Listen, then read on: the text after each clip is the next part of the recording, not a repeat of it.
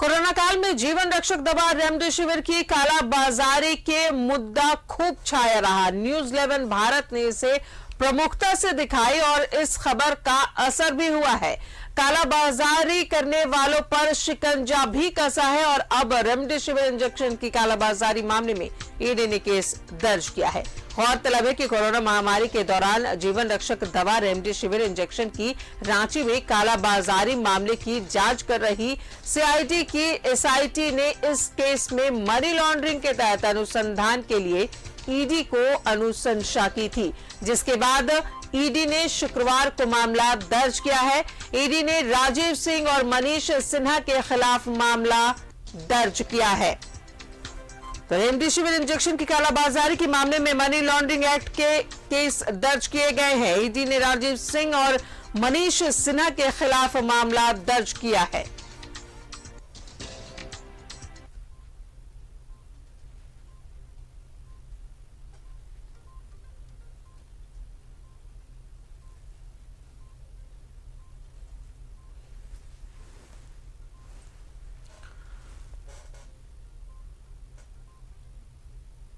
तो आपको ये दिखा रहे हैं हम स्टिंग ऑपरेशन जब न्यूज 11 भारत ने की थी कि कैसे रेमडेसिविर इंजेक्शन की कालाबाजारी हो रही थी। उस वक्त इस स्टिंग ऑपरेशन को हमने दिखाया था। लोगों की जिंदगी बचाने की जो दवाई थी उसकी कालाबाजारी की जा रही थी और उस खबर का असर यह हुआ है कि अब इस मामले में मनी लॉन्ड्रिंग एक्ट में केस दर्ज किया गया है।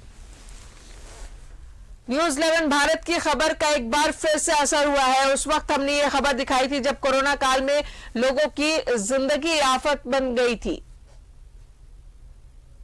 और ज्यादा जानकारी देंगे हमारे साथ सहयोगी इमरान भी बने हुए फोन लाइन पर। इमरान, इस खबर को हमने प्रमुखता से दिखाई थी। स्टिंग ऑपरेशन हमने किया था कि कैसे जीवन रक्षक इंजेक्शन की कालाबाजारी की जा रही थी। आज उसका असर ये हुआ है कि अब इसने ईडी ने मनी लॉन्ड्रिंग एक्ट के तहत मामला दर्ज किया है।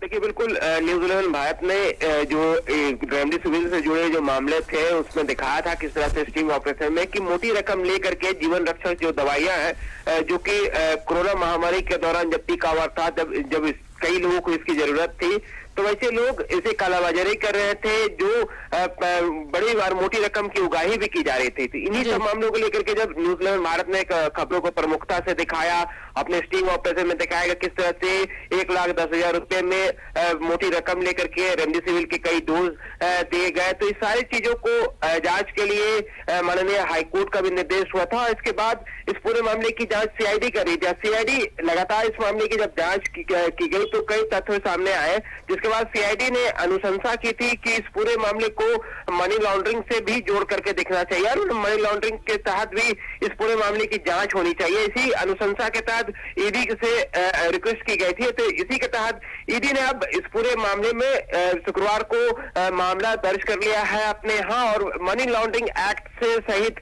अन्य कई धाराओं पर इस पूरे मामले पर कार्रवाई शुरू कर दी गई है। जांच की जाएगी कि आखिर किस तरह से जिन दो लोगों का नाम प्रमुखता से इस पूरे मामले में आया था, राजीव सिंह और दूसरे व्यक्ति का, तो उन तमाम लोगों के जो कार्यशैली थी, उनके पास जो रेमडेसिविर आए थे, कितने डोज आए थे, उन लोगों ने कितने मार्केट में सर्कुलेट किए, ब्लैक मनी ब्लैक करके बेचे गए हैं और कितने पैसे इन तमाम लोगों ने उगाही किए हैं। क्योंकि अभी तक की जांच में जो न्यूज 11 भारत ने 1,10,000 रुपए राजू सिंह को दी थी, वो रिकवर भी नहीं हो पाया था। तो कहीं ना कहीं सारी चीजें थी जिन पर जांच किया जाना था। कई रेमडेसिविर की चोरी होने की भी शिकायतें बीच बीच में बरियातू थाने में और अन्य कई जगहों में रिम्स से बातें सामने आती रही है। तो कहीं ना कहीं पूरे मामले पर जो है ईडी अब जांच करेगी कि जो रेमडेसिविर के जो डोज चोरी हुए थे, चाहे वो जितनी भी संख्या हो, उनके रिकवरी में और उनके रिकवरी के बाद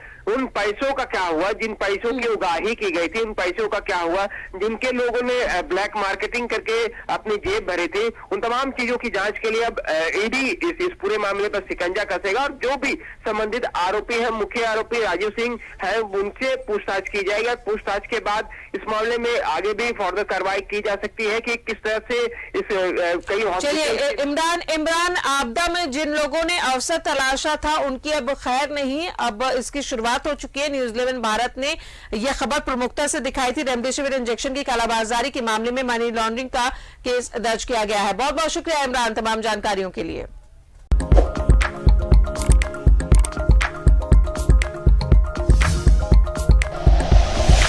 like and share videos, subscribe करें हमारा चैनल और प्रेस करें बेल आइकॉन। न्यूज़ 11 भारत, सच है तो दिखेगा।